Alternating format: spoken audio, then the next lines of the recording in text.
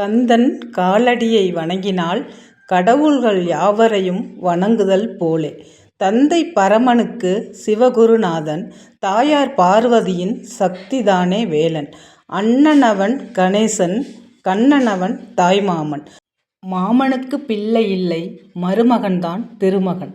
உமையவள் தன் வடிவம் மதுரை மீனாட்சி உருவத்தில் மாறுபட்டாள் காஞ்சி காமாட்சி. கங்கையிலே குளிக்கிறாள் காசி விசாலாட்சி. அன்னையர்கள் பலருண்டு, அவனுக்கிணை எவனுண்டு? பிரணவ மந்திரத்தை மறந்தான் பிரம்மனே, அவனைச் சிறையினிலே அடைத்தான் முருகனே. அதனால் கந்தனிடம் பிரம்மனும் மிரளுவான், கந்தன் அடியவர்க்கு அவனும் அருளுவான். கந்தனிடம் செல்லுங்கள், என்ன வேண்டும் சொல்லுங்கள், வந்த வினை தீர்ந்துவிடும், மற்றவற்றை தள்ளுங்கள். அனைவருக்கும் வணக்கம். முருகப்பெருமான் அப்படின்னாலே எல்லாருக்கும் மிக பிடித்தமான கடவுள். அவரை நம்புகிறவங்கள யாரையுமே அவர் கைவிட்டதில்லைங்க. அதுவும் இந்த மாசி மாதத்தில் வளர்பிறையில் நீங்கள் முருகப்பெருமானை வழிபடுறது மிகவும் சிறப்பு. வளர்பிறை மட்டும் இல்லைங்க, ஒரு செவ்வாய்க்கிழமையும் முருகனுக்கு உகந்த நாள் தான். இந்த நாளில் நீங்கள் மனமுருகி அவர்கிட்ட வைக்கிற வேண்டுதல் கூடிய விரைவில் அவரோட அருளால் கண்டிப்பாக நிறைவேற்றி கொடுக்கப்படும். செவ்வாய்க்கிழமையில் வர்ற செவ்வாய் ஹோரையில் முருகப்பெருமானை வழிபடுறது மிகவும் சிறப்பு. அவருக்கு உகந்த நெய் தீபம், துவரம்பருப்பு தீபம், வெற்றிலை தீபம் இதெல்லாம் ஏற்றி நம்ம வழிபடுறது. இதில் ஏதாவது ஒரு தீபம் அன்னைக்கு உங்களால் என்ன தீபம் ஏற்ற முடியுதோ அந்த தீபத்தை ஏற்றி உங்களுக்கு என்ன கோரிக்கைகளோ அதை அவர்கிட்ட வைக்கும் பொழுது கூடிய விரைவில் அந்த கோரிக்கைகள் நிறைவேற்றி கொடுப்பாருங்க. இந்த செவ்வாய் ஹோரை செவ்வாய்க்கிழமையில் எப்போ வருது அப்படின்னு பார்த்தீங்கன்னாக்கா, காலையில் 6 to 7, மதியம் 1 to 2, அதே போல் இரவு 8 to 9 இந்த செவ்வாய் ஹோரை வரும். முக்கியமாக இந்த செவ்வாய் ஹோரை நேரத்தில் நிலம் சம்மந்தப்பட்ட பிரச்சனைகள், மருத்துவம் சம்மந்தப்பட்ட பிரச்சனைகளுக்காக நம்ம விளக்கேற்றி வழிபாடு செய்யும் பொழுது கூடிய விரைவிலேயே இந்த பிரச்சனைகள்லாம் தீர்ந்து நமக்கு ஒரு நல்ல தீர்வு கிடைக்கும். மற்றபடி முருகப்பெருமானை நினச்சி நம்ம எந்த நேரத்தில் வேணாலும் இந்த செவ்வாய்க்கிழமையில் நம்ம வழிபாடு செய்யலாங்க. இந்த தீபத்தை ஏற்றி நம்ம வழிபாடு செய்யலாம். அன்னைக்கு அவருக்கு பிடித்த இந்த செவ்வரளி மலர் இல்லை சிகப்பு மலர், எந்த மலராக இருந்தாலும் சரி, ரோஜாப்பூ, செம்பருத்திப்பூ, இது மாதிரி சிகப்பு கலர் மலர்களால் அவருக்கு அர்ச்சனை செய்வது மிகவும் விசேஷம். மாசி செவ்வாய் அப்படிங்கிறது மங்காத செல்வம் சேரும் அப்படின்னு பொருளுங்க. அதனால் இந்த மாசி செவ்வாய்க்கிழமையில் நம்ம வழிபாடு செய்யும் பொழுது நமக்கு அனைத்து செல்வங்களும் சேரும். இந்த மாசி மாதத்தில் வர்ற செவ்வாய்க்கிழமையில் உங்களோட இந்த பரிகாரத்தை நீங்கள் ஏதாவது ஒரு செவ்வாய்க்கிழமையில் நீங்கள் ஆரம்பிக்கலாங்க. கண்டிப்பாக இந்த பரிகாரம் உங்களுக்கு நல்ல ஒரு பலனை கொடுக்கும். அதுக்கு ஒன்றும் இல்லைங்க, நீங்கள் வீட்டில் செவ்வாய்க்கிழமை அன்னைக்கு எப்போ வேணாலும் சரி, எந்த நேரத்தில் வேணாலும் சரி நீங்கள் இதை செய்யலாம். முருகப்பெருமானுக்கு நேராக ஒரு விளக்கேற்றி வச்சுக்குங்க. அது துவரம்பருப்பு தீபமாக இருக்கலாம், நெய் தீபமாக இருக்கலாம், வெற்றிலை தீபமாக இருக்கலாம். இல்லை நான் நல்லெண்ணெய் தீபம் தான் ஏற்றுவேன் அப்படின்னா நல்லெண்ணெய் தீபம் நீங்கள் ஏற்றிக்கலாம். ஆனால் நெய் தீபம் போட்டிங்கன்னா நல்ல ஒரு சிறப்பு பலனை தரும். அதனால் அந்த ஒரு தீபத்தை ஏற்றி வச்சுட்டு நீங்கள் உங்களோட கோரிக்கைகள் என்னவோ, எனக்கு நல்ல ஒரு வேலை வேண்டும், அரசாங்க வேலை வேண்டும், இல்லை கை நிறைய சம்பளம் வர்ற வேலை வேண்டும், நான் நினைத்து கொண்டிருக்கிற வேலை வேண்டும் அப்படின்னு சொல்லிட்டு உங்களோட என்ன கோரிக்கையோ அதை ஒன்று மட்டும் அதில் எழுதுங்க. இல்லை எனக்கு திருமணம் தள்ளிக்கிட்டே போகுது, அது உடனே நிறைவேறணும், எனக்கு குழந்தை பேர் வேண்டும், எனக்கு நீண்ட நாட்களாக வீடு கட்டும் யோகம் கிடைக்கல, அந்த யோகம் கிடைக்கணும், இல்லை ஒரு மனை வாங்கும் யோகம் கிடைக்கணும் அப்படின்னு சொல்லிட்டு நீங்கள் ஒரு பேப்பரில் எழுதுங்க. எழுதிட்டு ஒரு 11 ரூபாயை அந்த பேப்பர்லேயே வச்சு சுற்றி ஒரு நூலால் முடிச்சு போட்டு கட்டிடுங்க. கட்டி முருகர் பாதத்தில் அன்னைக்கு செவ்வாய்க்கிழமை அன்னைக்கு நீங்கள் அந்த பாதத்திலே இருக்கட்டும். நீங்கள் பூஜையை முடித்த பிறகு தூப தீப ஆராதனைலாம் காமிங்க. உங்களோட என்ன அன்னைக்கு நைவேத்தியம் வைக்க முடியுமோ கண்டிப்பாக ஒரு பால் காய்ச்சி வைக்கிறது, ஒரு பால் பாயசம் பண்ணுறது, இல்லை ஒரு பொங்கல் பண்ணுறது, உங்களால் என்ன முடியுமோ அந்த நைவேத்தியத்தை வச்சு நீங்கள் தூப தீப ஆராதனையை காமிச்சு முருகப்பெருமான்கிட்ட நல்லா மனமுருகி வேண்டிக்கிங்க. எனக்கு கூடிய விரைவிலேயே, நான் ரொம்ப நாளாக கஷ்டப்பட்டுட்ருக்கேன், எனக்கு கூடிய விரைவிலேயே எனக்கு இந்த வேண்டுதல் நிறைவேறணும் அப்படின்னு சொல்லிட்டு நீங்கள் வேண்டிக்கிட்டு அதை சுற்றி முருகர் பாதத்திலே வச்சுடுங்க.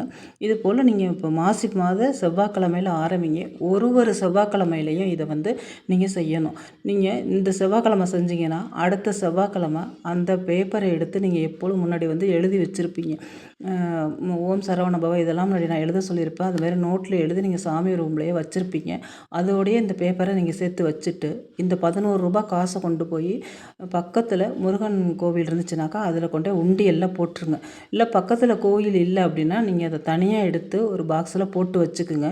நீங்கள் எப்போ கோவிலுக்கு போகிறீங்களோ அப்போ எடுத்துகிட்டு போய் நீங்கள் இதை போட்டுக்கலாம். ஒரு வாரமும் நீங்கள் 11 ரூபாய் நீங்கள் வந்து அதில் ஒரு பேப்பரில் எழுதி உங்களோட கோரிக்கைகள் என்ன அப்படின்னு ஒரு கோரிக்கையை மட்டும் எழுதி 11 ரூபாய் காசை வச்சு நீங்கள் சுற்றி பாத்தில் வச்சுடுங்க. அடுத்த வாரம் அதை எடுத்துகிட்டு போய் நீங்கள் உண்டியலில் சேர்த்துருங்க. அந்த பேப்பரை மட்டும் கலெக்ட் பண்ணி நீங்கள் வச்சுருங்க.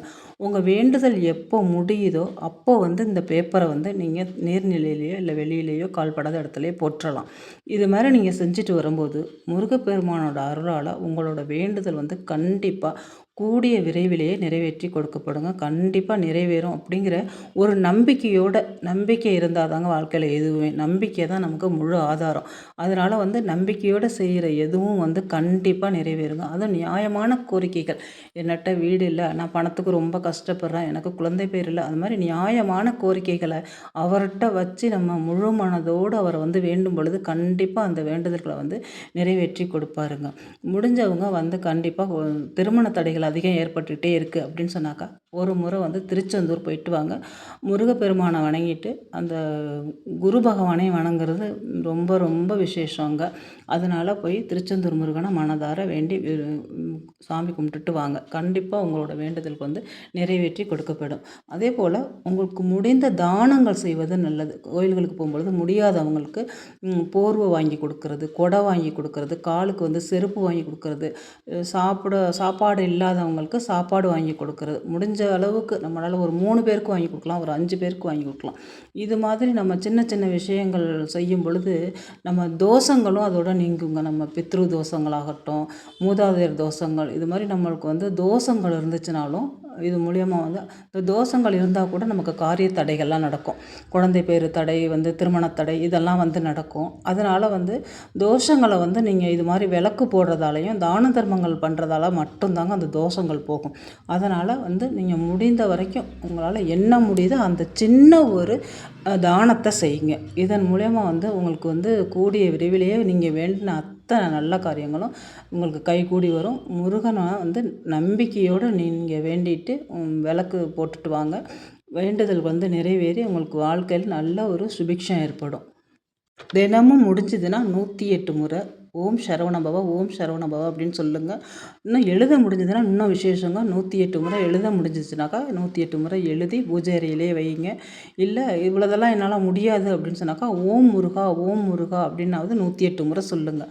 கண்டிப்பாக முருகப்பெருமான் அருளால் உங்களுக்கு வந்து நீங்கள் கேட்டது வந்து கண்டிப்பாக கைகூடி வரும்.